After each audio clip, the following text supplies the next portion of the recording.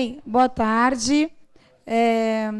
Agradeço a presença dos queridos alunos que vieram, né, bem à vontade, assim. Não, mas assim, com todo carinho, agradeço a presença dos alunos aqui, agradeço aos professores que puderam dispensar os alunos, a professora Eliana Franco, o professor Daniel Pacheco, e o interesse de todos vocês, alunos aqui, alunos da graduação, alunos que já são da pós, alunos que já estão terminando o curso, alunos já formados, né? Então, para esse mais um evento do grupo de funcionários que estão aqui também, mais um evento organizado pelo Departamento de Direito Privado e Processo Civil, mas pelo grupo de literatura que a gente tem trabalhado aqui na faculdade, né, com Metamorfose, o grupo de Direito e Literatura. E esse evento é um evento em conjunto, meu com o professor Nogiri, né, que convidamos aqui, o professor Fábio Perinchecaria, para essa tarde, né, com esse tema, o suposto poder da literatura. O professor Fábio é professor adjunto lá da Universidade Nacional, né, Federal, na Universidade Federal do Rio de Janeiro, né, onde ele é professor na pós-graduação também, na Faculdade de Direito. E tem aqui todo o currículo, mas vou passar, né, professor mestre, doutor, né, na Universidade do Canadá. Então, gente, eu me desculpa que eu não consigo ser bastante formal nesses aspectos, né? Então, eu vou deixar para o professor falar e quero agradecer a presença de todos e agradecer especialmente a sua presença nessa tarde. Bom, gente, boa tarde. Eu agradeço o convite e a recepção generosa do professor Sérgio, da professora Yara. É um prazer estar aqui. É a minha primeira vez aqui na USP de Ribeirão Preto. Por sinal, talvez seja a minha primeira vez em Ribeirão Preto, não tenho certeza. A minha família é toda do interior de São Paulo, praticamente. Eu venho muito para o interior de São Paulo, vim a vida toda, mas mais para a região de Itapetininga e de Bauru. Eu acho que, quando eu era criança, eu vim uma vez para Ribeirão Preto também, mas os meus pais não tinham certeza, então talvez seja a primeira, talvez a segunda. Eu vou falar sobre direito e literatura. Aqueles que já fizeram algum tipo de pesquisa nessa área devem saber que direito e literatura é um universo amplo, que admite diversas abordagens. Essas abordagens são reconhecidas através de alguns rótulos, como direito na literatura, direito como literatura, direito da literatura. Como são muitos temas e abordagens possíveis, e eu não quero falar demais, porque eu gostaria de ouvir os seus comentários, críticas, perguntas no final, eu escolhi um tema bastante específico dentro do universo enorme que é o direito e literatura. Como vocês vão perceber ao longo da apresentação, eu escolhi falar sobre a literatura no tribunal, né, o que faz com que obras literárias possam ser objeto de um processo legal. Isso acho que vai ficar mais claro que esse é o tema ao longo da apresentação. Está aí o título da minha apresentação, nesse primeiro slide. Eu coloquei o meu e-mail logo abaixo, fabioperin@direito.frj.br. Sintam-se à vontade para enviar perguntas, sugestões, enfim.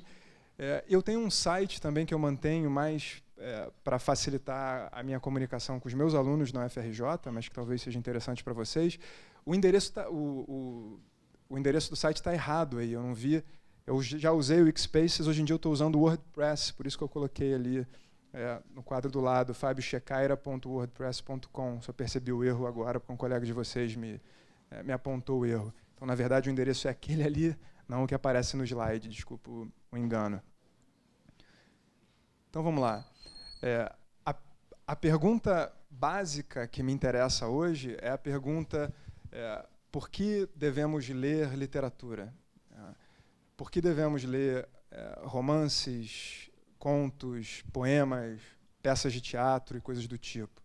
É claro que eu vou me concentrar mais especificamente na pergunta por que juristas, estudantes de direito, advogados, promotores, defensores, juízes devem ler literatura, mas eu começo com a versão mais geral da pergunta e também com a resposta mais comum a essa pergunta.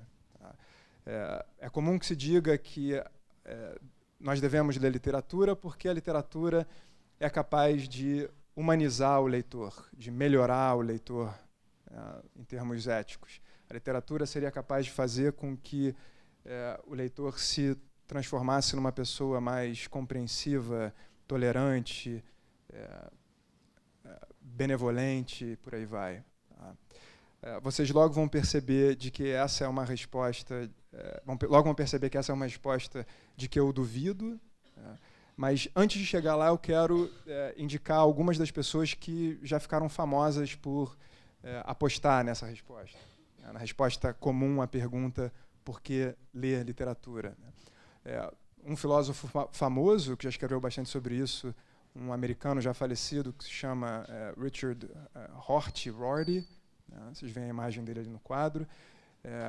O Rorty ficou famoso por defender a ideia de que a literatura é capaz de fazer dos leitores pessoas menos cruéis e mais solidárias.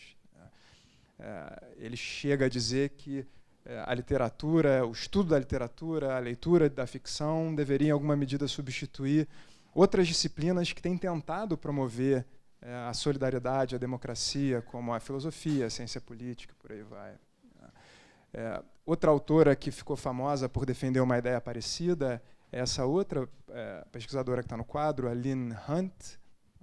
A Lynn Hunt, ao contrário do Rorty, que especula sobre os efeitos positivos da literatura, acredita que há evidências históricas importantes de que a literatura tem contribuído para a nossa evolução moral, né?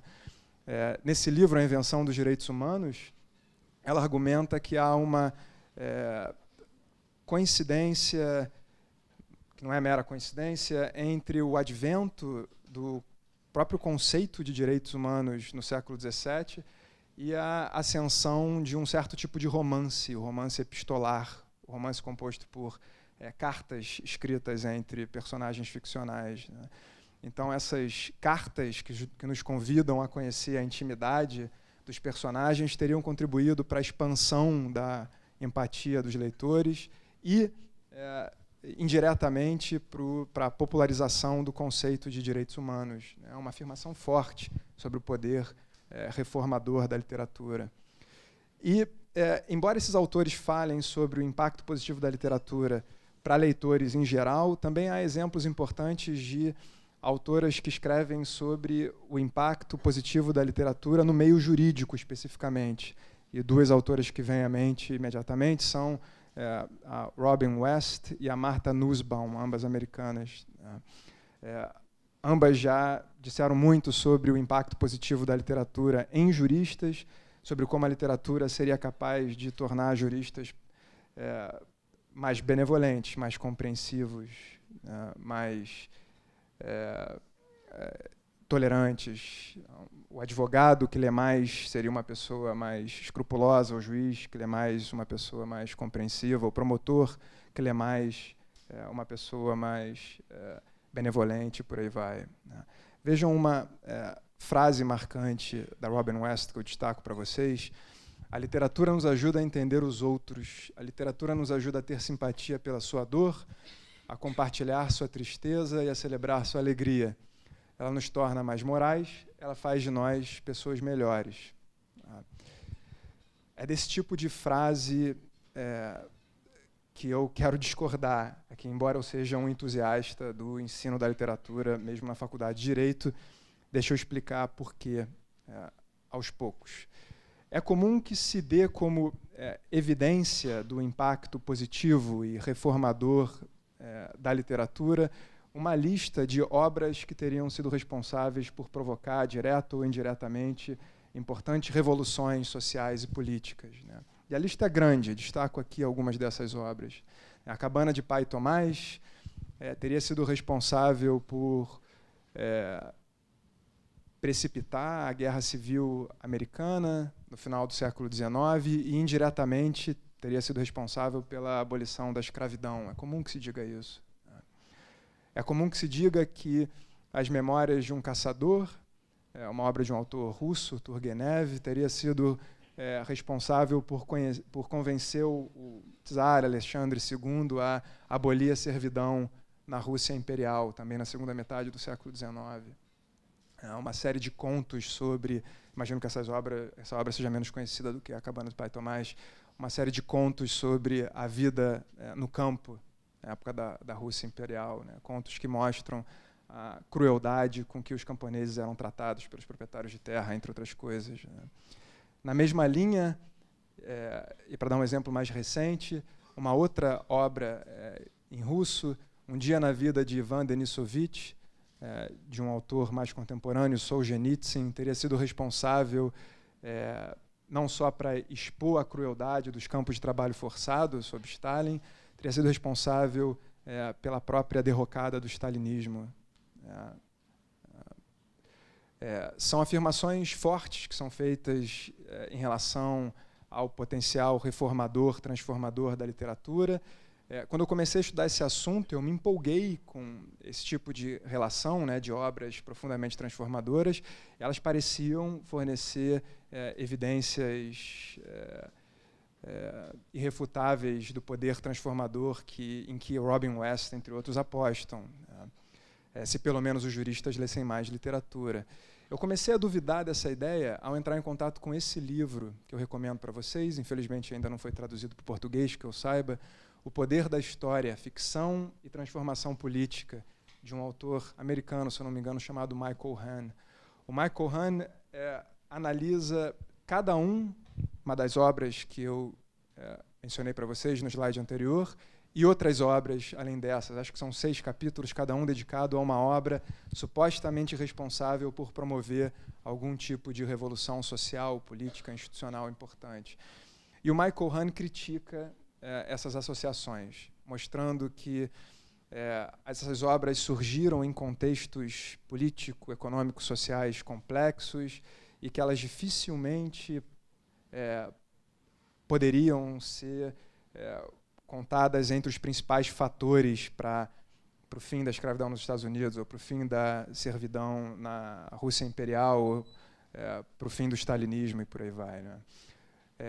Ele tenta mostrar, e isso ele faz muito bem, que essas obras foram, quando elas tiveram algum impacto político-social, elas foram distorcidas, adaptadas, cooptadas por políticos oportunistas, e os seus efeitos políticos provavelmente foram muito diferentes dos efeitos pretendidos pelos seus autores. Para aqueles que veem naquela lista de obras clássicas supostamente reformadoras, eu acho que a obra do Hahn é capaz de colocar uma pulga atrás da orelha, né? As melhores evidências que eu conheço de que a literatura talvez tenha um potencial reformador importante vem, eu suponho, não da história ou da sociologia da literatura, mas da psicologia contemporânea, né?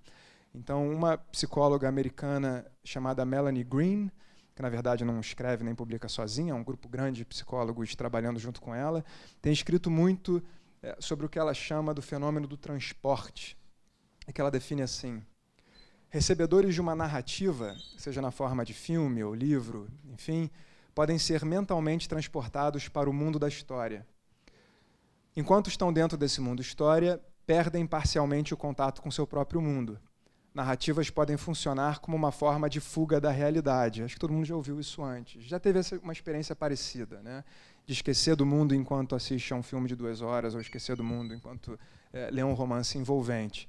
Ela vai um pouco mais longe do que isso e diz: quando os leitores ou os espectadores de um filme retornam ao seu mundo, o mundo real, eles costumam retornar carregando as influências do mundo história.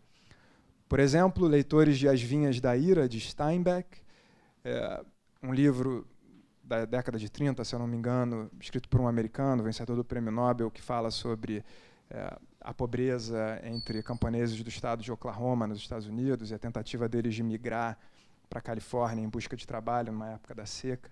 É um tema parecido com de obras como Vidas Secas, né, para dar um exemplo brasileiro. Então, por exemplo, leitores de As Vinhas da Ira, de Steinbeck, têm mais chance de se sensibilizarem em relação à luta do trabalhador e de se tornarem mais céticos em relação às intenções das grandes corporações. Então, parece que o que a Melanie Green está dizendo aqui é mais ou menos o que a Robin West está dizendo, e ela tenta fundamentar isso empiricamente, né? Então, o leitor de um livro sobre o sofrimento e a exploração do trabalhador no meio rural pode sair da leitura um pouco mais cético em relação às intenções das grandes corporações. Agora, quando você lê a obra da Melanie Green com cuidado, você vê que os resultados são bem mais ambíguos do que isso.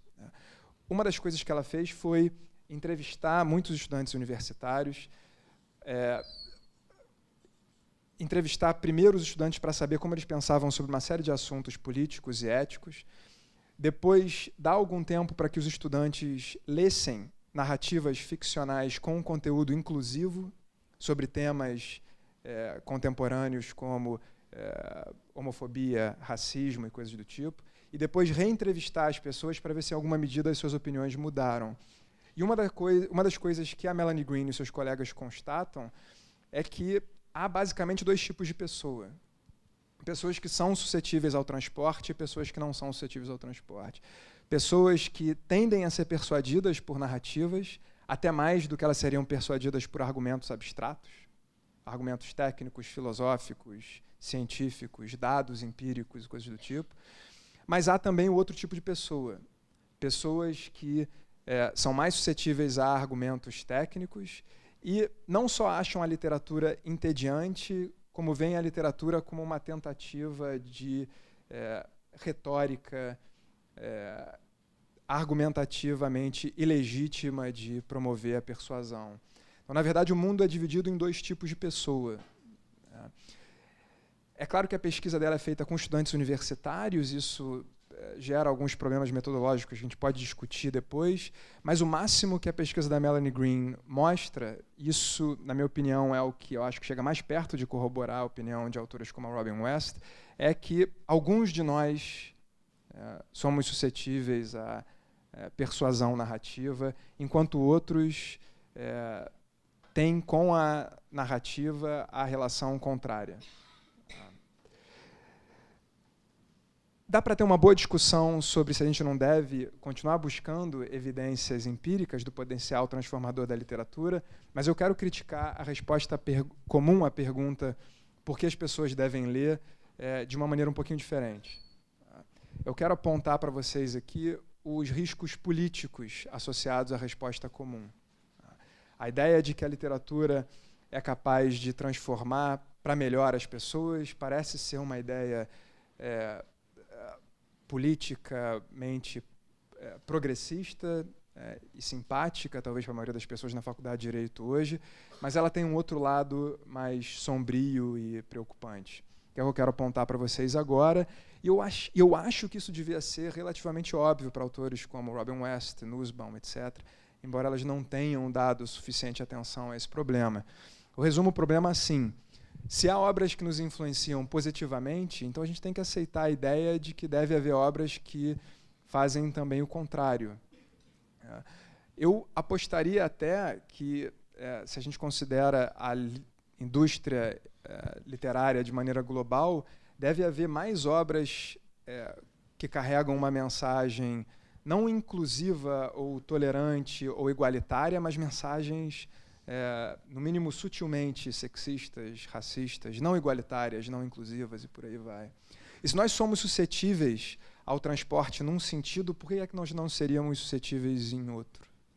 Se eu entro em contato ao longo da minha vida com romances que são sexistas, por que eu não me transformaria numa pessoa mais sexista? Talvez a Robin West, Martha Nussbaum, entre outros, estejam apostando no fato de que nós entramos mais frequentemente ou exclusivamente com um certo tipo de obra cujo conteúdo merece a nossa confiança e os nossos elogios, né? Um autor que duvida dessa proposta e me ajudou a perceber os problemas é um autor americano chamado Joshua Lundy. Está aqui uma citação interessante em que ele resume bem o problema.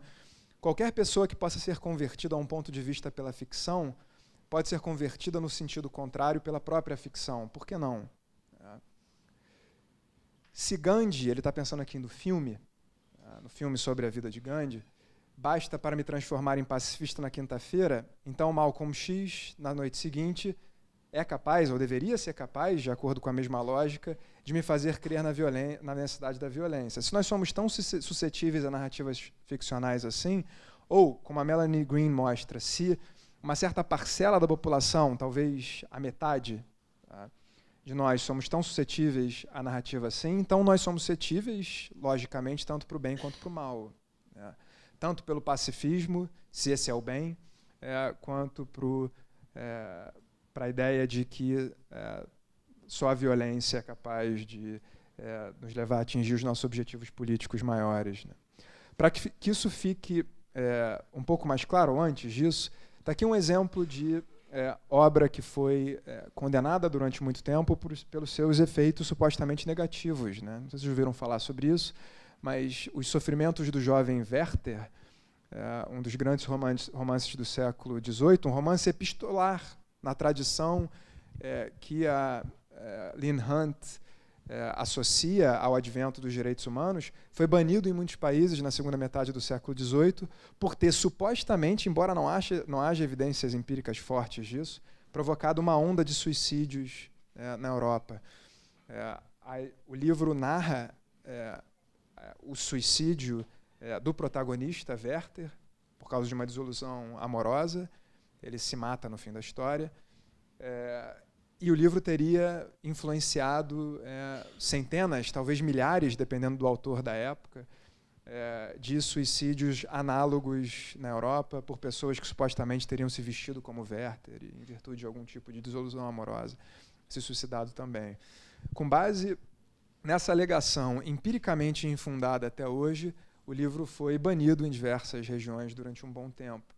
E, claro, se a gente acredita na ideia de que leitores são suscetíveis às narrativas com que eles se deparam, por que não acreditar que um livro que narra um suicídio de maneira envolvente e convincente não poderia ter esse efeito? Então, para que fique claro qual é a minha preocupação aqui, a minha especialidade, na verdade, antes de Direito e Literatura, é a teoria da argumentação jurídica. Né? Então, acho importante sempre padronizar e expor a estrutura interna dos argumentos com que a gente está lidando.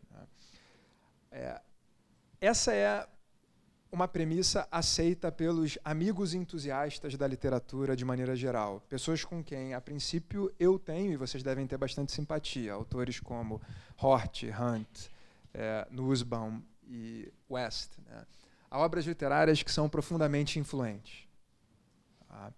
E eles contam entre os exemplos, já disse que isso é duvidoso, mas eles contam entre os exemplos, obras como A Cabana de Pai Tomás, ou Memórias de um Caçador, ou Um Dia na Vida de Ivan Denisovich. Então, essa é uma premissa amplamente aceita pelos amigos entusiastas da literatura.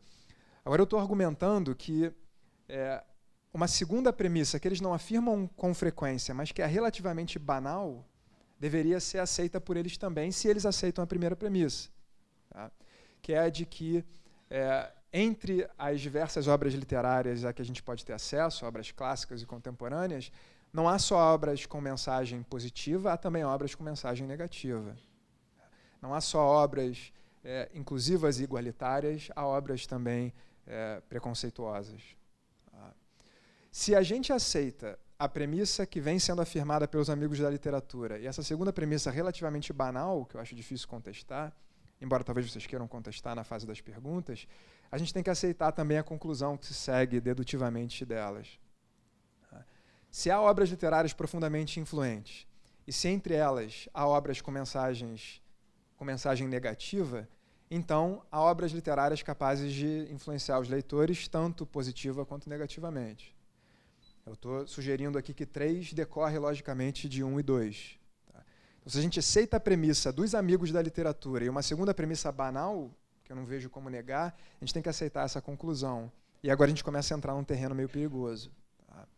Há obras literárias capazes de influenciar os leitores positivamente ou negativamente. Há obras literárias capazes de fazer de nós pessoas mais compreensivas, benevolentes, tolerantes, mas também há obras capazes de fazer de nós pessoas menos tolerantes, menos compreensivas, menos benevolentes. Pessoas mais preconceituosas, mais sexistas, mais racistas, mais xenófobas. Agora, notem uma coisa. Há um segundo argumento que aparece e reaparece ao longo da história política do nosso país, de outros países, às vezes com mais força, às vezes com menos força, que se vale justamente da conclusão do primeiro argumento. Aqui os amigos da literatura estão presos se eles aceitarem as premissas 1 e 2. Então, se a gente aceita 3 como premissa desse segundo argumento, há obras literárias capazes de influenciar os leitores positiva e negativamente. Estou só repetindo a conclusão do primeiro argumento. E a gente aceita uma outra premissa, que hoje em dia parece estar em voga no Brasil. O Estado deve estimular produtos culturais que tenham influência positiva e estimular os que tenham influência negativa. A gente tem que aceitar mais uma conclusão politicamente arriscada. O Estado deve estimular apenas obras literárias capazes de influenciar os leitores positivamente. Eu estou sugerindo para vocês que os 2 argumentos são dedutivamente válidos. Se você aceita as premissas, você tem que aceitar a conclusão também. Eu não sei se vocês estudam lógica jurídica ou teoria da argumentação na graduação. Se tiver algum especialista aqui, eu não estou sugerindo que os argumentos são formalmente válidos, para isso eu teria que refinar um pouco a estrutura do argumento, mas eles são dedutivamente válidos no sentido mais geral e intuitivo da expressão. É impossível aceitar as premissas sem aceitar também a conclusão. Então, em síntese, os amigos da literatura, e a princípio eu sou um amigo da literatura, aceitam a primeira premissa, 1. A segunda premissa é banal. De 1 e 2 a gente chega a 3, mas 3 é uma arma na mão dos entusiastas da censura cultural. É como se com 1 a gente pisasse numa ladeira escorregadia perigosa, do ponto de vista lógico. Os amigos da literatura, talvez sem perceber, compartilhem com os inimigos da literatura algumas ideias fundamentais. Deixa eu ilustrar isso com exemplos. Por enquanto, eu tenho sido bastante abstrato aqui. Então, os exemplos de obras literárias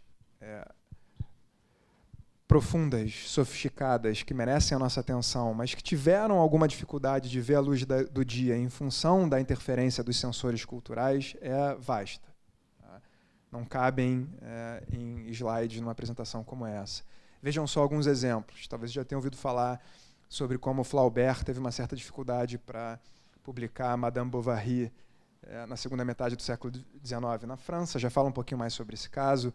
Um livro que supostamente glorificava o adultério por falar sobre as relações extraconjugais da protagonista da história, Emma Bovary. Um autor que durante décadas foi censurado na Inglaterra em virtude de uma obra supostamente excessivamente erótica, D.H. Lawrence, a amante da senhora Chatterley, foi banida na Inglaterra durante décadas. A obra foi publicada originalmente em 1928, se eu não me engano. Até a década de 60, ela circulou na Inglaterra só em versões profundamente editadas que descaracterizavam a obra profundamente. Ulisses, de James Joyce, talvez a principal obra modernista do início do século XX, também considerada vulgar e excessivamente erótica. Lolita, de Nabokov. Para dar alguns exemplos brasileiros, a obra do Plínio Marcos, o nosso dramaturgo, profundamente censurada durante o regime militar. Rubem Fonseca, também durante o regime militar, teve dificuldade para publicar um livro de contos específicos, o Feliz Ano Novo. E os exemplos continuam nessa linha, são muitos. Vejam como argumentou o promotor, no caso Flaubert, consegui achar uma foto dele na internet. O promotor que processou Flaubert por Madame Bovary, não só Flaubert, mas também o editor e o impressor do livro, chamava Ernest Pinard. Ele argumentou num trecho, isso aqui é uma citação literal, num trecho famoso: quem lê os romances do Sr. Flaubert serão os homens que se ocupam de economia política ou social? Não. As páginas levianas de Madame Bovary, que supostamente glorificavam o adultério, caem em mãos mais levianas, nas mãos de moças, algumas vezes de mulheres casadas, que supostamente imitariam Emma Bovary nos seus casos extraconjugais. Além do sexismo que mancha a passagem, notem que a passagem se baseia nessa ideia básica de que leitores podem ter o seu comportamento significativamente transformado pela leitura de ficção.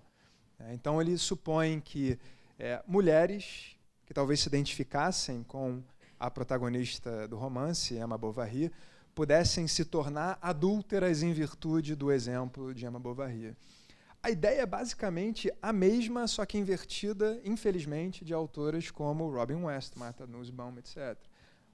A pessoa que entra em contato com uma narrativa ficcional, se for uma narrativa persuasiva e eloquente, pode transformar o seu comportamento na mesma direção da obra. Talvez vocês fiquem com a impressão aqui de que o risco diz respeito apenas a obras com conteúdo erótico ou sexual. Não é isso a impressão que eu quero dar para vocês. Indecência é só um tipo de acusação comum na história da censura à literatura. As acusações são de vários tipos. Uma obra pode ser acusada de blasfêmia ou algum tipo de ofensa à liberdade de pensamento religioso, e essas são comuns ainda hoje em dia, embora blasfêmia possa parecer um termo meio antiquado. Terrorismo, logo apresenta um exemplo disso. Discurso de ódio, plágio, difamação. Eu não estou querendo sugerir que algumas desses atos ilícitos aqui não sejam graves. É claro que eu me preocupo com o discurso de ódio, eu me preocupo com plágio, difamação, terrorismo, por aí vai. O problema são os exemplos abundantes de abuso dessas categorias pelos censores culturais com quem Robin West e companhia não compartilham nada além da aparentemente inocente premissa de que a literatura é capaz de nos transformar. Premissa que os censores culturais adorariam e continuam adorando explorar. Então, mais uma vez, para mostrar que não há só exemplos de obras com conteúdo erótico aqui no universo literário que me preocupa, eu volto a mencionar a obra de Goethe, né? Os sofrimentos do jovem Werther, supostamente responsável por provocar uma onda de suicídios. Essa preocupação continua muito viva. Ela reapareceu num debate profundo sobre uma série, acho que do Netflix, né? 13 Reasons Why. E, embora não haja praticamente qualquer evidência de que obras ficcionais que retratam o suicídio tenham um impacto significativo no comportamento das pessoas, esse tipo de preocupação tem tido um impacto significativo na tematização do suicídio, mesmo quando ela é feita de forma cuidadosa por pessoas que se preocupam com o tema no âmbito ficcional. Há alguma evidência importante sobre o impacto de narrativas não ficcionais, relatos não ficcionais de suicídio, mas esse é um assunto um pouquinho diferente, a gente pode discutir isso depois, se for do interesse de vocês. Então, para fugir um pouco dos exemplos só da indecência, Jorge Amado, um autor censurado por razões políticas, não sexuais, durante o Estado Novo, todos vocês devem ter tido algum contato com a obra dele ao longo da vida de vocês, e até obras aparentemente inocentes, como Capitães da Areia, foram objeto de censura durante o Estado Novo. Não sei se vocês conhecem o Salman Rushdie, né, o autor dos Versos Satânicos, até hoje ameaçado de morte em virtude de um livro que alguns diriam ridiculariza, ele diria promove discussão crítica sobre o Islã. Ele já foi censurado em alguma medida ou perseguido por outros motivos. Um outro livro importante que ele tem, Crianças da Meia-Noite, já foi também alvo de um processo judicial, nesse caso por causa de difamação, por causa das coisas que ele disse sobre a vida familiar e a atuação política da Indira Gandhi, primeira-ministra há décadas na Índia.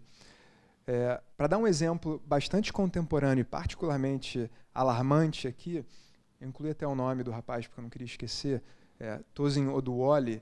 Esse é um caso dentro de uma série de casos preocupantes nos Estados Unidos de autores de rappers que já foram processados por causa das suas canções, né, por causa das suas letras. algumas vezes consideradas confissões de crimes graves. No caso dele, ele foi preso, encarcerado durante anos por causa de uma letra que foi interpretada como uma ameaça terrorista. Encontraram no carro dele, um estudante universitário, uma letra dizendo coisas do tipo: eu vou explodir uma bomba, etc. Embora especialistas em teoria musical tenham participado do processo para dizer não dá para você entender letras de rap de maneira literal, elas se baseiam, como qualquer tipo de gênero musical, em algumas fórmulas musicais, esquemas musicais que são repetidos, né, e que retratam em alguma medida experiências violentas da periferia. Você não pode entender essas letras como contendo confissões ou promessas de ação futura. Ele foi condenado e encarcerado durante anos por causa dessa letra, e há uma série de casos nos Estados Unidos desse tipo. Se vocês tiverem interesse, eu esqueci de colocar o nome da autora, se vocês colocarem o nome dessa autora no Google,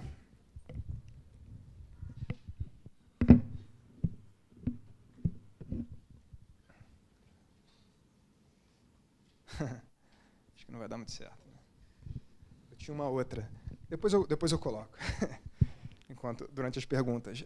Se vocês colocarem no Google Rap on Trial, em inglês, né, de uma autora chamada Kubrin, Kubrin, vocês vão ver um longo artigo detalhando, né, a história de processos criminais contra autores de letra de rap. Que eu saiba, essa moda ainda não chegou no Brasil, espero que não chegue, mas nos Estados Unidos já há uma história preocupante nesse sentido. Tá? Isso serve para mostrar para vocês que a discussão não é nem antiga, nem centrada em casos de indecência ou obras supostamente excessivamente eróticas. Tá? Quem quiser explorar a história da censura literária de maneira mais profunda, eu recomendo uma obra monumental, uma enciclopédia sobre a censura, também infelizmente não traduzida ainda, Censorship, uma enciclopédia global, que contém 3.000 páginas sobre os mais variados tipos de censura nos mais diversos países. Há vários verbetes interessantes sobre o Brasil, inclusive verbetes sobre Jorge Amado e Rubem Fonseca, que eu mencionei aqui. E se isso não parece suficientemente preocupante para vocês, deixa eu falar sobre a censura à literatura infantil. Se é verdade que o ímpeto por trás da censura está ligado à preocupação com a suscetibilidade dos leitores, e no passado isso já teve muito a ver com a suscetibilidade das mulheres, né, hoje em dia a preocupação dos censores está particularmente voltada para o mercado de livros voltado para o público infantil, um público especialmente suscetível para quem pensa assim. A Associação das Bibliotecas Americanas, os americanos produzem estatística sobre tudo, né? Isso ajuda a gente. Anualmente, produzem uma lista dos livros mais atacados nas escolas públicas americanas. Dos livros que não são necessariamente efetivamente censurados, mas que geram críticas por parte de associações civis ou associações de pais que gostariam de ver os livros retirados da bibliografia das escolas ou retirados das bibliotecas públicas. E um livro que durante anos ficou consistentemente no topo da lista foi o primeiro volume da série Harry Potter. Um livro que supostamente glorifica a bruxaria e a magia em detrimento das religiões cristãs. A que ponto chega o zelo, né, de algumas associações? No Brasil houve um caso que não chegou à justiça, que eu saiba, talvez chegue em algum momento, um caso carioca, não sei se vocês acompanharam isso aqui, numa escola particular na zona sul do Rio de Janeiro, zona nobre do Rio de Janeiro, houve um protesto por parte de pais que queriam que esse livro, Menino Sem Pátria, do Luiz Puntel, fosse retirado do currículo. Alguém já leu esse livro aqui? Já leu o livro? É uma ficção, né, que narra as experiências de uma família, de um jornalista que se exilou na França, depois de passar por alguns países, durante o regime militar. Na introdução, o livro diz didaticamente que ele é um livro que defende a democracia contra qualquer tipo de ditadura, seja de esquerda ou de direita. Mas o livro foi visto por esses pais de estudantes de escola particular como um livro comunista. A pressão foi tão grande feita sobre a escola que a administração da escola optou por tirar o livro do currículo. E venceu essa batalha, né? Venceu a batalha não só no caso desse livro, mas eu imagino no caso de livros futuros, porque o corpo docente de uma escola particular provavelmente vai pensar 2, 3 vezes antes de inserir livros minimamente polêmicos na bibliografia do curso. Qualquer livro que promova a reflexão crítica sobre o regime militar, por exemplo. É interessante notar isso, porque em todos os exemplos que eu dei antes, até Harry Potter, todos são exemplos em que os livros acabaram sendo publicados e acabaram vendendo bem. Há uma ideia comum de que atacar um livro, tentar censurar o livro, é só uma forma de ajudar o livro a ser mais vendido. Mas essa é uma ideia um pouco enganosa. Às vezes os censores vencem, e mesmo que os censores não vençam, como não venceram no caso de Harry Potter, o efeito que o escândalo em torno do livro gera sobre outros potenciais autores é um efeito incalculável, por todos aqueles que querem evitar de comprar brigas ou que escreveriam livros mais atrevidos do que eles acabam escrevendo pelo medo da censura, né? E, para fechar esse hall de exemplos aqui voltados mais para o público infantil, ou infanto-juvenil desse caso, todos vocês devem ter visto a tentativa recente de censurar essa imagem, aí, no caso de uma revista em quadrinhos na Bienal do Rio de Janeiro. O Rio de Janeiro não tem servido como um bom exemplo, né, nesse sentido. Os dois aí são cariocas. Deixa eu acabar, quero acabar com tempo suficiente para que haja discussão, com uma nota um pouco mais positiva, né? Fábio, você é professor de Direito e Literatura, entre outras coisas, mas parece que até aqui você está criticando a resposta comum à ideia da importância, de qual a importância da literatura. Parece que você está ficando contra os entusiastas e os amigos da literatura pelo medo de que eles armem os censores. Bom, qual é a importância da literatura para mim e por que eu continuo achando que inserir ficção na bibliografia ou no currículo de cursos de direito é importante? Acho que para entender isso é importante manter em mente uma distinção sutil entre humanização, o termo usado por autores como Robin West, que é uma ideia, na minha opinião, politicamente perigosa, e uma outra ideia que é a ideia de sofisticação. Eu acho que a literatura deve fazer parte do currículo do curso de Direito, de maneira geral, porque ela promove sofisticação, sobretudo a boa literatura. A literatura é escrita por autores que souberam criar personagens psicologicamente complexos, ou souberam criar histórias filosoficamente profundas. Sofisticação e não humanização. Eu acho que uma pessoa que lê Madame Bovary não vai sair da leitura mais ou menos tendente ao adultério. As evidências disso são muito escassas. Por outro lado, uma pessoa que leia Madame Bovary pode sair com uma visão mais sofisticada sobre o casamento e as convenções sociais que giram em torno dele. Se vocês não leram a obra, eu sintetizo o enredo assim. Emma Bovary, uma menina que cresceu no campo, foi educada num colégio de freiras, se casa com um médico de província. Na verdade, não é nem médico, ele é um oficial de saúde, porque ele não conseguiu passar na última prova de que ele precisava para ser um médico, com M maiúsculo.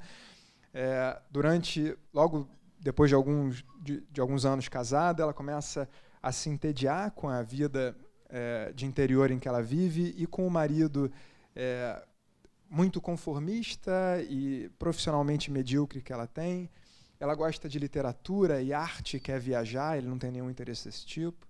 Ela, aos poucos, vai se sentindo sufocada pelo tipo de vida que ela leva.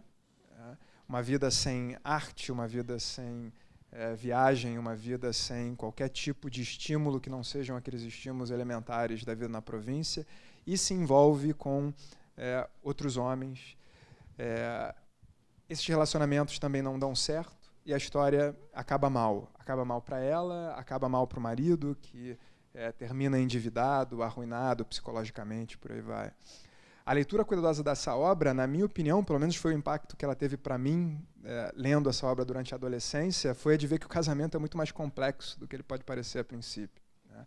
E que as convenções sociais que giram em torno do casamento forçam as pessoas a aceitar situações sociais desagradáveis, às vezes com fins trágicos. Mesmo que elas não terminem em morte, como no caso da Emma Bovary, elas podem terminar numa espécie de decadência moral e psicológica das pessoas envolvidas, um tipo de decadência moral que é completamente evitável em sociedades um pouco mais progressistas.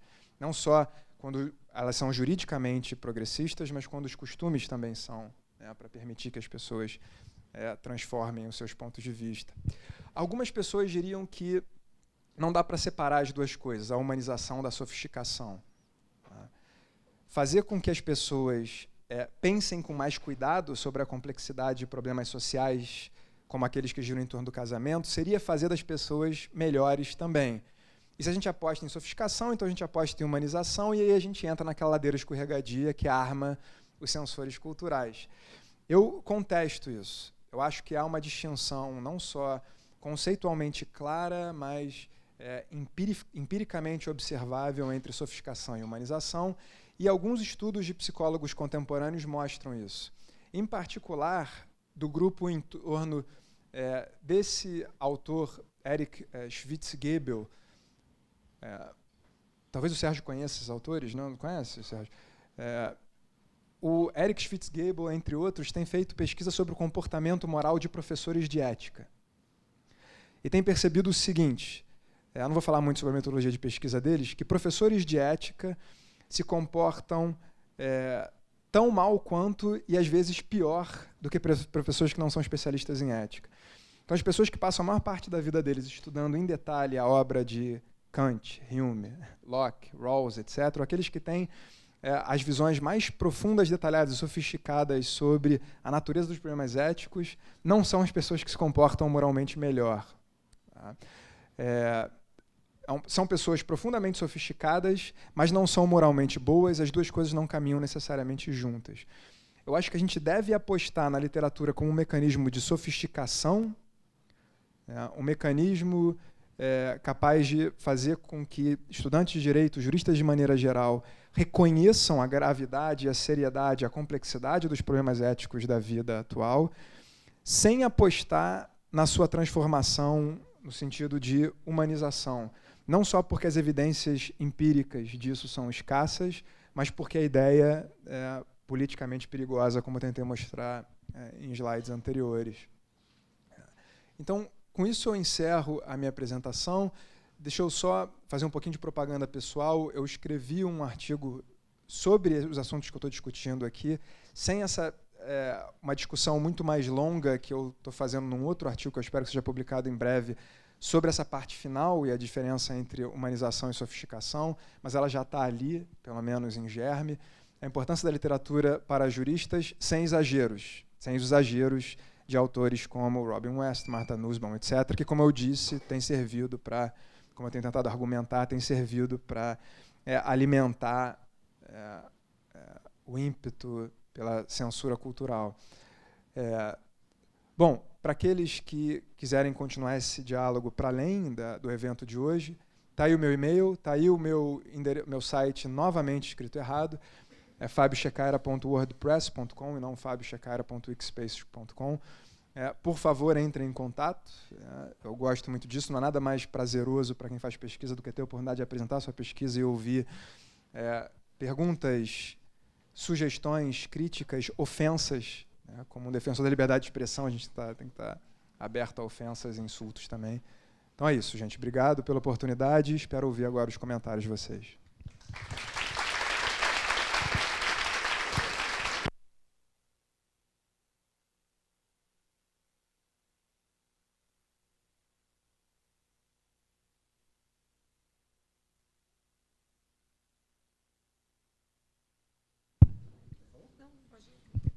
Alguém quer fazer alguma pergunta?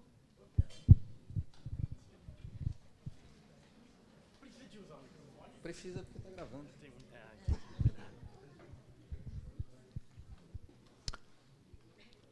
Boa tarde, professor.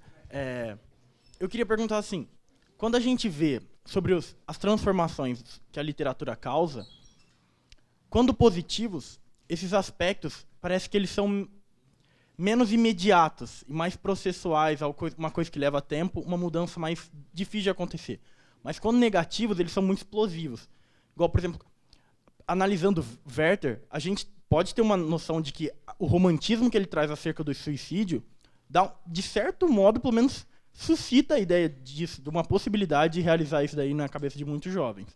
E, por exemplo, outro exemplo seria o Minha Luta, do Hitler. Ele também tem uma carga muito forte disso. Então, esses livros denominadamente negativos não deveriam ser censurados? Mais alguém? Vou fazer uma rodada.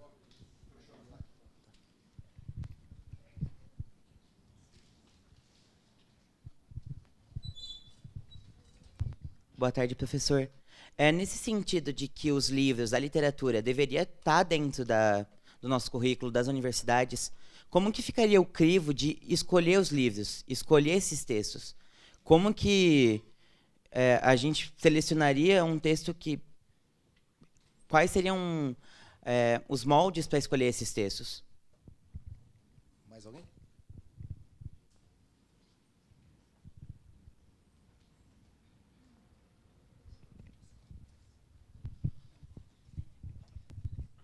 Boa tarde. Então, eu acho que a minha pergunta ela vai um pouco mais no que o Daniel falou. O Mein Kampf do Hitler ele foi proibido judicialmente, acho que em 2016. E eu queria saber se é importante ter esse tipo de literatura permitida para ele ser alvo de crítica e debate, ou se a gente realmente não deve arriscar a influência que ele pode gerar. Se é mais válida se é mais válido o debate crítico ou a segurança de que essa ideia nunca vai chegar a alguém para influenciar.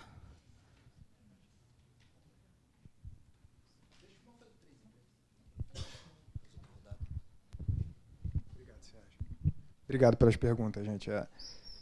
Deixa eu começar de trás para frente, porque a resposta à última pergunta pode esclarecer as dúvidas que estão por trás das outras. Eu tenho me concentrado mais aqui, talvez eu não tenha deixado isso claro no início, em obras ficcionais, né? Em romances, contos, peças de teatro e coisas do tipo. Não em obras supostamente filosóficas ou políticas como o livro do Hitler, né? E isso faz diferença. Tá?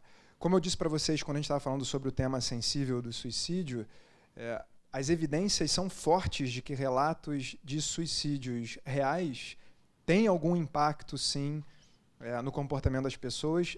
Tanto é assim que a imprensa global tem se conformado com diretrizes formuladas por especialistas no tema sobre os cuidados que devem ser tomados na hora de reportar casos de suicídio.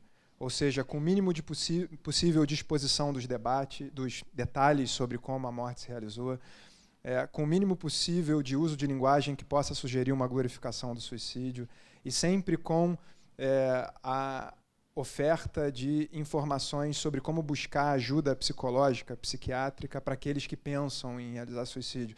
Agora, as evidências empíricas, no caso do impacto negativo de obras ficcionais como suicídio, são extremamente frágeis. Então, há pesquisa sobre os dois assuntos. E há pesquisa análoga sobre o efeito de outros tipos de obra, né? E, frequentemente, se mostra que obras não ficcionais têm um impacto diferente de obras ficcionais. Por isso que o recorte do tema aqui é relevante. Eu estou falando particularmente sobre obras ficcionais, sobre literatura nesse sentido relativamente estreito da palavra, né?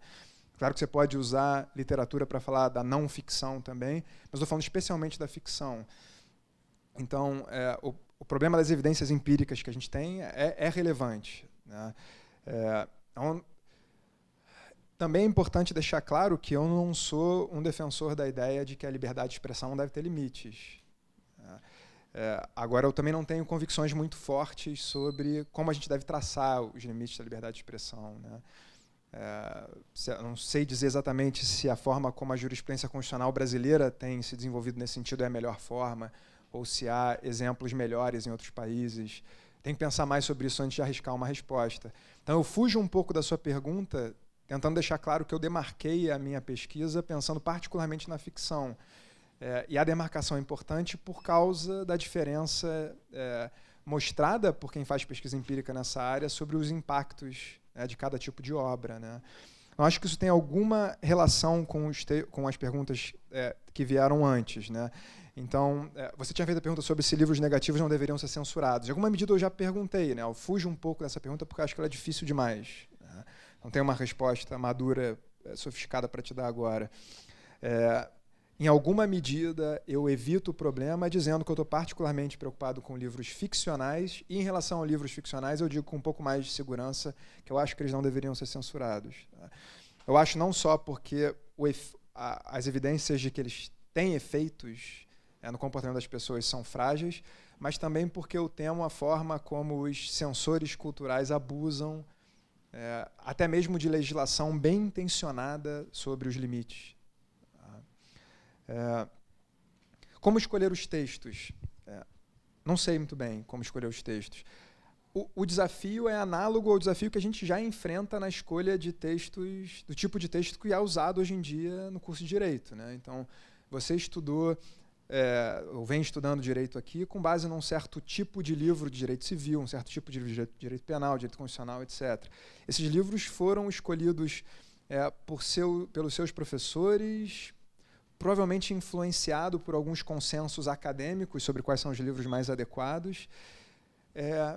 E a mesma coisa eu acho que vem acontecendo na prática naqueles cursos que têm tentado inserir mais ficção na grade curricular. São os professores informados por certos consensos acadêmicos sobre quais são os melhores tipos de livro.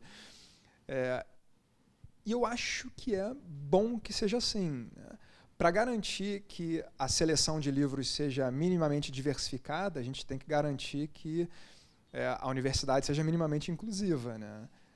Uma luta antiga, né? A gente tem que garantir que o corpo discente seja variado em termos de gênero e de raça e de orientação sexual.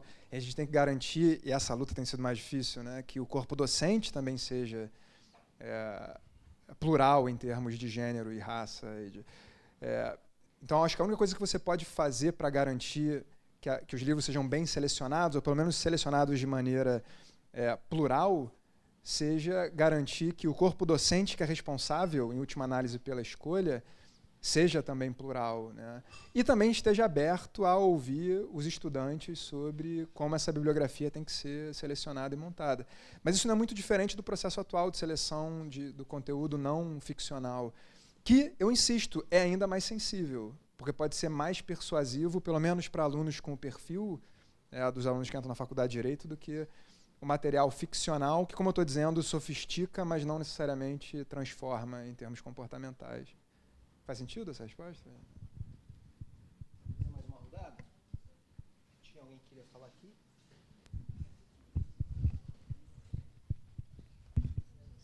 Oi, professor, então, sem querer fazer nenhuma crítica, mesmo uma dúvida sincera, por que naquele silogismo que o senhor usou nos argumentos 1 e 2, o senhor optou por uma análise um tanto quanto maniqueísta entre assim, livros que influenciariam positivamente e negativamente?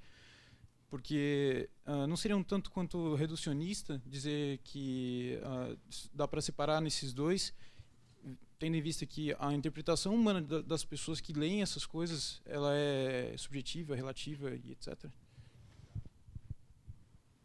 Mais alguém? Mais alguém?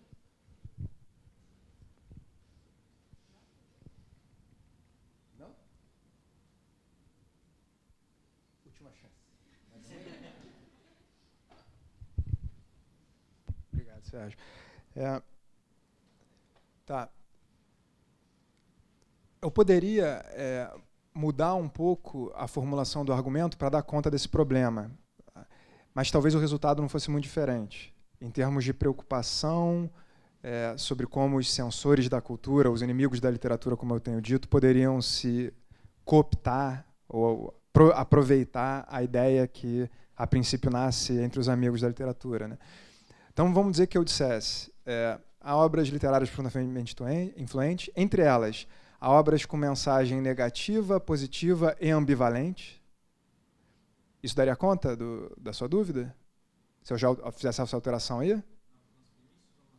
na premissa 2. Então vamos seguir, para ver se faz... Logo, há obras literárias capazes de influenciar os leitores positiva e negativamente, embora algumas não, porque são ambivalentes e não influenciam em nenhum sentido. O fato de haver obras ambivalentes não significa que não há obras claras nos outros dois sentidos, né? É isso que eu estou tentando dizer.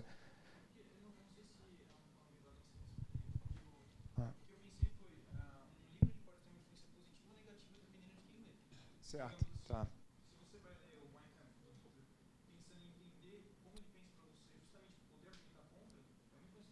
Tá. Não, é verdade, é verdade. Então a gente não tem muito controle sobre qual é o impacto que o livro vai ter sobre o leitor. O que é um problema para os amigos da literatura também, que supõem que os livros humanizam, né? Eles podem ter o efeito contrário. Agora, será que essa suposição ou essa aposta é plausível em se tratando de livros que são indiscutivelmente... Claro, um leitor muito sofisticado ou muito cuidadoso pode perceber o que há de problemático naquele livro e até ser transformado em sentido contrário, né? Mas lembra que a gente está pensando sobre leitores suscetíveis aqui, né? Suscetíveis ao transporte. Ainda, o fato de a gente não saber qual é o efeito possível de uma obra, eu não sei se ajuda muito. E o fato de que talvez haja obras claramente positivas e negativas em cada extremo, permanece ainda que haja obras cuja consequência é mais imprevisível. Eu aceito a ideia de que há alguma simplificação nesse argumento, mas eu não sei se o resultado muda muito em termos de preocupação com a forma como os censores podem se apropriar da ideia aparentemente inocente, a princípio, de que a literatura nos transforma para o bem. Porque a ideia permanece. Nos transforma por bem, mas também poderia nos transformar por mal. Ainda que você não saiba prever qual é o resultado nem mesmo de um livro como Mein Kampf. Mais uma vez, não é ficção, mas vamos fingir que... Imagina que haja um livro profundamente racista de ficção. A mensagem é uma mensagem racista. Alguns leitores poderiam ser transformados por bem, talvez, mas outros poderiam ser transformados por mal. De acordo com essa lógica, até obras bem intencionadas poderiam transformar algumas pessoas para o mal, né? E o problema persiste. Uma vez que você aceita a ideia de que as pessoas transformam o seu comportamento a partir da leitura de livros, às vezes de um único livro, você está sujeito ao tipo de apropriação abusiva que eu estou discutindo aqui. Não sei se é convincente essa resposta, mas obrigado. Essa foi algumas perguntas e considerações se repetem quando a gente discute esse tema, mas essa eu realmente não tinha ouvido. Tem que pensar um pouquinho mais sobre como talvez reformular esses argumentos para evitar essa preocupação. Obrigado.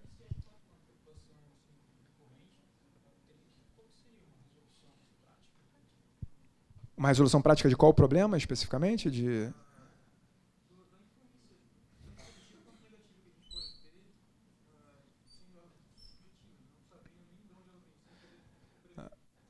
A minha tendência é dizer, as evidências são muito frágeis de que há qualquer tipo de influência comportamental, de que as pessoas realmente se comportam de forma diferente depois de entrar em contato com a ficção. Logo, não sejamos alarmistas sobre isso. Essa é a minha sugestão. E apostemos na literatura não como um mecanismo de transformação das pessoas, mas como um mecanismo de sofisticação intelectual, pelo menos no ambiente acadêmico. É uma maneira de valorizar a literatura sem dar argumentos para os inimigos da cultura.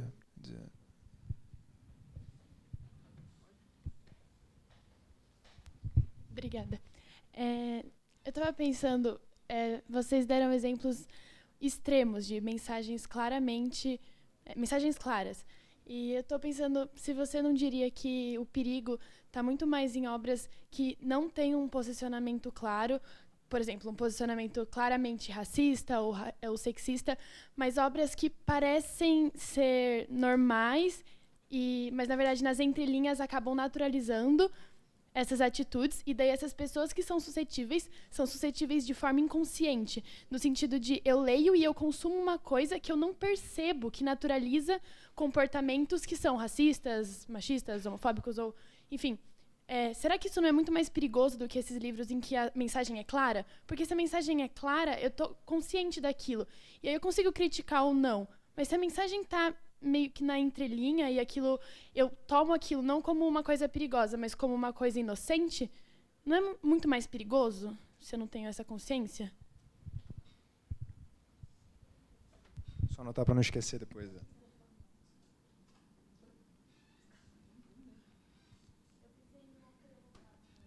Você pensou em algum exemplo específico de livro? Monteiro Lobato. Não é muito sutil, né, o racismo de Monteiro Lobato. Quando eu era criança, eu não percebia. Certo, tá. Depois. Quando eu era criança, eu não olhava com estranheza e eu já olho. Certo. E você acha que a leitura de Monteiro Lobato te tornou um pouco mais racista? O que você seria se você não tivesse lido Monteiro Lobato? Talvez, talvez se na escola, quando maior, ninguém tivesse me alertado sobre isso estaria ainda dentro de mim. Tipo, eu li e eu li com naturalidade. E isso é um problema. Certo. Eu não posso ler com naturalidade. Eu tenho que ter um olhar crítico sobre isso. E foi a leitura da minha infância. Esse sítio do Capão Amarelo e, enfim. Eu tenho dúvidas sobre isso, né? Claro que a gente está especulando aqui, né? Então, o fato de que alguém te apontou isso na vida adulta te fez perceber que Monteiro Lobato era sutilmente racista. E talvez você tivesse passado a vida sem saber que Monteiro Lobato é sutilmente racista. Mas você percebeu alguma coisa sobre um autor que talvez você não tivesse percebido porque você leu na infância, né? Mas nada disso, dessas constatações, não se segue nenhuma afirmação sobre se você é uma pessoa mais ou menos racista em virtude daquela leitura. Você vê o que eu estou dizendo? Eu acho, só para garantir que não haja um mal-entendido, assim, você perguntou, será que essas obras sutis não são mais perigosas, ainda mais perigosas que essas? Eu estou tentando argumentar que essas obras não são perigosas. Então, a pergunta, de certa forma, nega a minha conclusão, né? Você entende isso?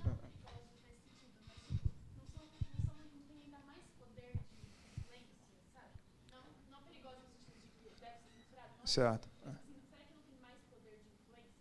Porque eu não enxerguei em Monteiro Lobato, logo talvez eu não enxergaria no mundo real. Isso seria um problema, sabe? Porque Monteiro Lobato era tão natural e era tão bonitinho e eu não enxergaria no mundo real e eu acharia bonitinho. Talvez, né?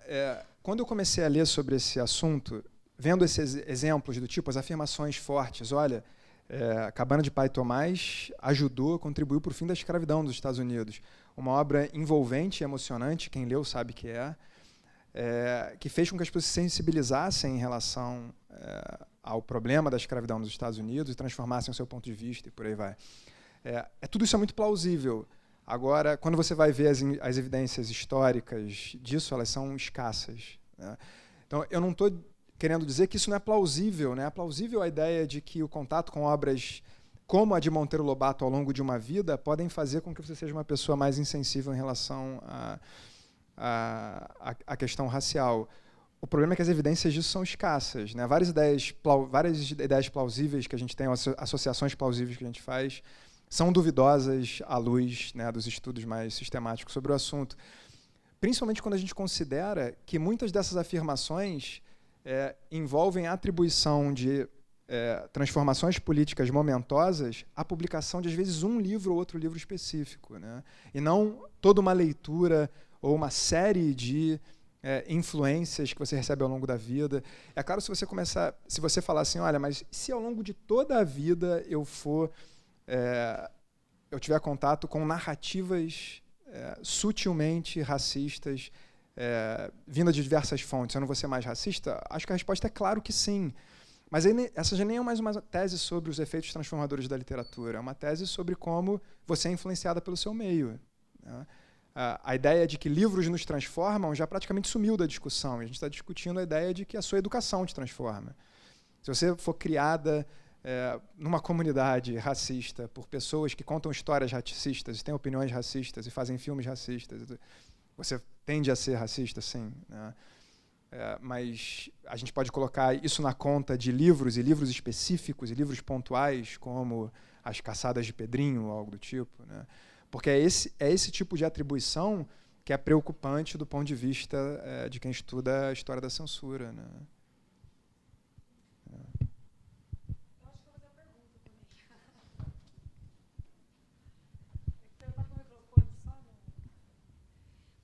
Então, Fábio, eu agradeço, né, a discussão toda. E queria acrescentar, queria comentar um monte de coisa aí também, mas vou me conter, né? Mas, eu queria acrescentar para perguntar sobre se nessa importância que a literatura, que se coloca a literatura, que os argumentos que você está colocando, está expondo são claros, né? Mas se haveria uma outra importância da literatura, ela refletir, né? Ela desnudar assim o mundo que vivemos, para aí sim, a partir dessa reflexão, né? Da reflexão, desse espelho, né? Poder avançar, poder compreender realmente como instrumento de compreensão. A literatura como instrumento de compreensão. E mais também, a literatura, e não só a literatura, mas a arte, como uma forma de antecipação, né, daquilo que a gente está realmente vivendo, né, ou poderíamos viver, assim, de um certo modo. Então, queria que você...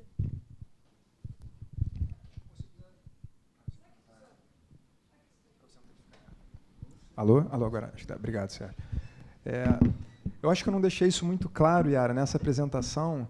Talvez eu faça isso mais claramente no artigo e no livro, né?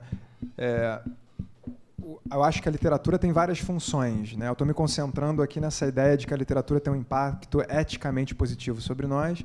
Digo que ela tem no sentido de que ela nos sofistica ou ajuda a gente a refinar as nossas opiniões sobre problemas morais contemporâneos.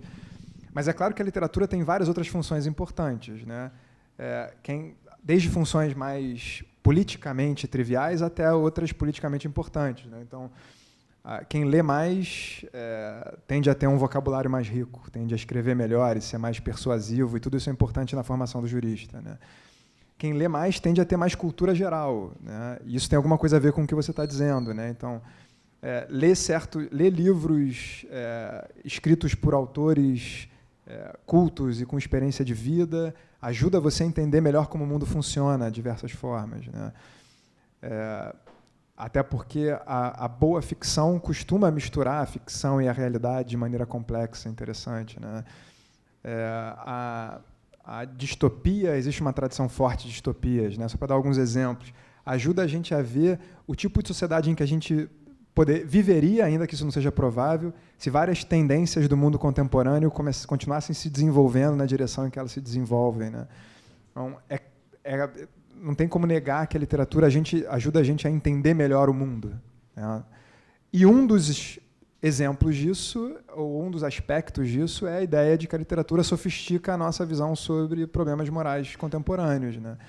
Então, é claro que eu acho que a literatura tem vários benefícios para nós.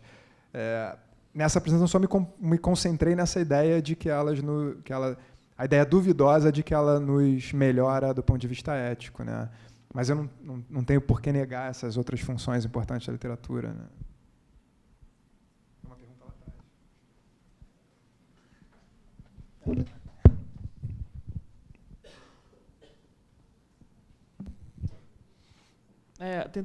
Tentando um pouco acrescentar o que o fulano falou sobre talvez ser um pouco reducionista, talvez justamente a maneira pela qual se lê. Tipo, tem várias maneiras de você ler um livro de ficção. Por exemplo, vamos pegar o Dom Casmurro. O Dom Casmurro, clássico, todo mundo já ouviu falar, todo mundo sabe. É contado em primeira pessoa do singular, pelo Bentinho, uma espécie de incel do século XIX, né? Totalmente. E você pode ler se identificando com o Bentinho. Assim como você pode assistir o filme do Coringa se identificando com o Coringa. Uma coisa horrorosa, não faça isso. Mas são maneiras de ler. E o livro é absolutamente complexo de forma que você possa ler dessa maneira, se identificando com o Bentinho, você pode ler se identificando com a Capitu, tem todos os elementos ali dentro do livro para você se identificar com ela, entender todo o comportamento dela. Quer dizer, existem formas e formas de ler. E é claro que da maneira como a gente está inserido no mundo, com certas formas de ficção muito mais propícias para você se identificar com o personagem. Você pega o videogame. O videogame é feito para você identificar o protagonista e seguir em frente. São histórias geralmente muito simples, etc. Mas talvez seja uma questão justamente de alfabetização, mas não de alfabetização, mas de aprender a ler, interpretação de texto, sabe?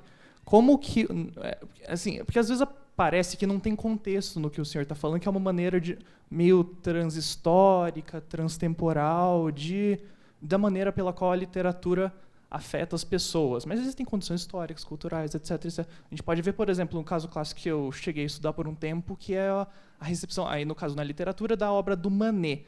na época, o Manet foi escorraçado, todo mundo olhava as pinturas e falava, isso é pornografia, é putaria, isso não presta, isso é horroroso, é feio. Hoje a gente olha um quadro do Manet, não sei se vocês devem ter visto algum na vida. A Olímpia, por exemplo, meu Deus, uma prostituta, que coisa horrorosa, é ímpio, coisa do mal, vão cuspir. Expulsava ele do salão, não deixava ele expor as pinturas dele. Hoje em dia é normal. Assim, toda a França contemporânea também olha e fala... é estranho, na verdade, a gente olhar a maneira como ela foi recebida na época. É aquilo que a gente estranha. Então, houve uma modificação no campo cultural de maneira que se recebeu a obra de uma maneira diferente. E aí, começa só um pouco... E outra questão que eu acho interessante é que o senhor está falando sempre de ficção, elaborações ficcionais. Me soa um pouco estranho quando o senhor fala que, quando você lê a literatura, para perceber a complexidade, a sua leitura da Madame Bovary, que ela te daria uma compreensão mais complexa da maneira como funciona o casamento, que o senhor colocou aqui. Às vezes é bom ler autores que tiveram uma vida muito complexa, que tiveram uma grande história de vida, e por isso eles escreveram obras que refletem essa complexidade. Aí eu lembro de um texto do Antônio Cândido, em que ele comenta um pouco da vida do Machado de Assis, ele comenta, não, existe muito esse negócio de falar que grandes escritores tiveram vidas muito conturbadas, Dostoiévski, por exemplo, vivia em dívida, mas a vida do Machado foi uma bostinha, assim, foi um negócio meio tosco. O cara foi um funcionário tosquinho, a vida dele foi fácil, às vezes fala, não, porque ele era... todos os registros que se tem dele, a vida dele foi tão fácil quanto de qualquer outra pessoa da sua época, ou tão dura quanto outra pessoa da sua época. Ele, enfim, quanto presidente da Academia de Letras, uma pessoa tão arrogante quanto qualquer outro presidente da Academia de Letras. É um sujeito meio comum, mas escreveu as obras maravilhosas que a gente conhece. É um pouco isso a ficção. Eu não sei se ficou claro onde eu quero chegar, mas a coisa parece ser muito mais sinuosa do que o senhor parece apresentar. Não ficou claro, mas deixa eu tentar decifrar o que você está falando. Usar uma coisa que eu acho que é importante para ficar claro o que eu estou querendo dizer, né? Esses argumentos que estão no quadro não são meus. Se os argumentos parecem excessivamente simples, eu estou tentando mostrar quais são as implicações possíveis de premissas aceitas por outras pessoas, né? Então, eu estou dizendo, se você aceita a frase 1, que eu estou negando, né? E você aceita a afirmação banal, na minha opinião, de que obras têm mensagens diferentes ou podem ser lidas de maneira diferente por outras pessoas, então você entra num caminho que é politicamente perigoso, porque aí você pode alimentar aqueles que construiriam um segundo argumento. Está vendo? Nenhum desses argumentos é meu. Então, se os argumentos parecem simplificações da realidade, é porque tem gente que tem feito isso, às vezes com boas intenções. Afirmações do tipo, a literatura nos transforma para melhor, compra esse tipo de simplificação perigosa, que, associada a outras ideias banais, pode acabar... E eu botei 3 aqui, desculpa, isso aqui era para ser 6. 3, 4, 5. Desculpa, era 5, né? Desculpa, eu espero que isso não tenha confundido a cabeça de vocês. Então, acho que esse é um primeiro comentário que eu tenho que fazer, e, de repente, eu não fui suficientemente claro em relação a isso, né? Porque tudo, praticamente, que você diz, eu concordo com as coisas que você está dizendo. Então, acho que você não está discordando de mim, mas daqueles que, bem intencionados, falam sobre o impacto positivo da literatura sem perceber a complexidade do assunto e, dentro dessa complexidade, o fato de que o seu argumento pode ser cooptado pelos censores da cultura. Em relação a Madame Bovary, eu concordo com você que um autor não precisa ter tido uma vida carregada de eventos dramáticos para saber escrever uma obra dramática, mas também não era minha intenção sugerir isso, né? Mas sugerir que obras sofisticadas como Madame Bovary são obras que nos ajudam a perceber a complexidade de problemas morais. Agora, não é porque o próprio Flaubert viveu uma vida conjugalmente complicada que ele foi capaz de perceber a complexidade dessas convenções sociais e retratá-las no livro. Da mesma forma, a vida em que o Machado de Assis teve, eu conheço pouco sobre os detalhes da biografia dele, fora aquilo que todo mundo mais ou menos conhece, nunca li uma biografia profunda dele, o fato de que ele teve uma vida mais ou menos carregada de eventos dramáticos não é o que define a sofisticação da sua literatura. Em relação a Dom Casmurro, eu acho que um leitor atento de Dom Casmurro tem como... não estou especulando aqui, né? Não fiz pesquisa para ter certeza disso. Tem como reação muito natural a dúvida, a tendência a se identificar com mais de um personagem e não saber, no fim do dia, com quem... Que é justamente o tipo de postura que favorece a sofisticação intelectual que eu defendo.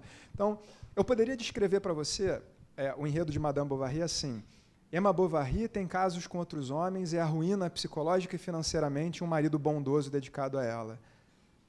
Eu tenho que ler muito mal Madame Bovary para chegar a essa conclusão, porque tem o lado dela, a Emma Bovary, que se casou com o primeiro homem que a pediu em casamento, que tinha o título de oficial de justiça, que a impressionou, uma menina do campo, que nunca saiu do campo.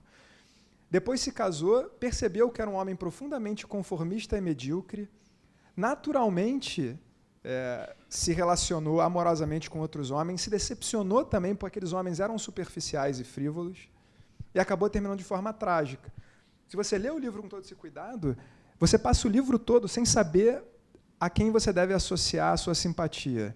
Às vezes você se sente mal pela situação em que o Charles Bovary se encontra. Coitado, ele é um marido tão bondoso, né? Ele quer ter uma vida feliz com Emma.